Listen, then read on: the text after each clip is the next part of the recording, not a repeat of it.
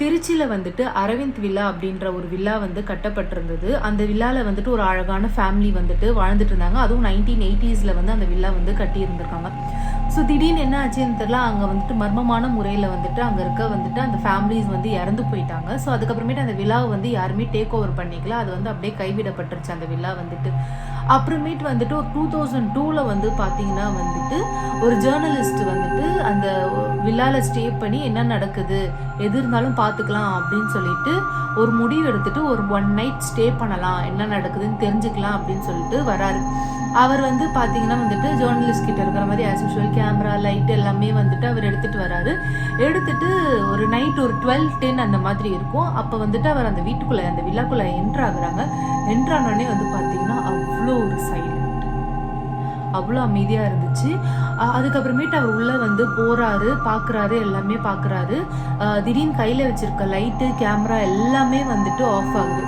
Of ஆனோடனே என்ன ஆச்சுன்னா மாடியில் வந்துட்டு திடீர்னு ஒரு சிரிப்பு சத்தம் கேட்குது.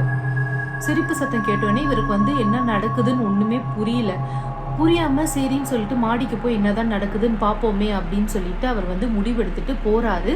போகிறப்ப வந்து கேமரா வந்துட்டு ஆன் பண்ணிட்டு மாடிக்கு போகிறாரு. போகும்போது வந்து அந்த சிரிப்பு குரல் வந்து கொஞ்சம் கொஞ்சமாக வந்துட்டு அழுகுற மாதிரி மாற ஆரம்பிச்சோடனே அவர் வந்துட்டு மாடி ஏறி போய் பார்த்தோன்னே செவுத்துல வந்துட்டு ரத்தத்தில் எழுதியிருக்கு, நீயுமே வந்துட்டு எங்கள் கூட தான் இருக்க போகிற அப்படின்னு சொல்லிட்டு செவுத்துல வந்து ரத்தத்தால் எழுதியிருக்குது.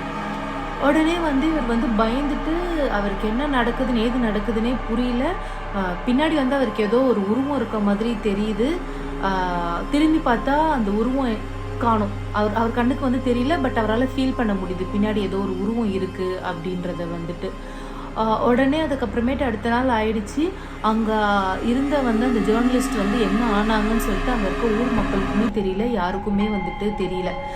ஆனால் இப்போ வரைக்குமே வந்துட்டு அந்த கேமராவில் அதெல்லாம் ரெக்கார்டில் இருக்குது அப்படின்றது வந்து சொல்கிறாங்க. அந்த வில்லாக்கும் யாரும் போகிறதில்ல. அப்படியே போனாலுமே வந்துட்டு அவங்க திரும்பி வருவாங்களா இல்லையான்றது வந்து ஒரு கொஸ்டின் மார்க்காக தான் இப்போ வரைக்கும் இருக்குது. ஸோ இந்த வீடியோ வந்து உங்களுக்கு பிடிச்சிருந்துச்சுன்னா மறக்காமல் சப்ஸ்கிரைப் பண்ணிவிட்டு லைக் பண்ணி கமெண்ட் பண்ணி ஷேர் பண்ணுங்கள், ஓகேங்களா? அண்ட் இது வந்துட்டு முக்கியமான விஷயம்னா இது வந்துட்டு ஒரு கற்பனை கதை தான். வந்துட்டு இந்த மாதிரி நிஜமாலே நடந்துருந்துச்சுன்னா நீங்கள் போவீங்களா அப்படின்றத வந்து மறக்காமல் கமெண்ட்டில் வந்துட்டு சொல்லுங்கள்.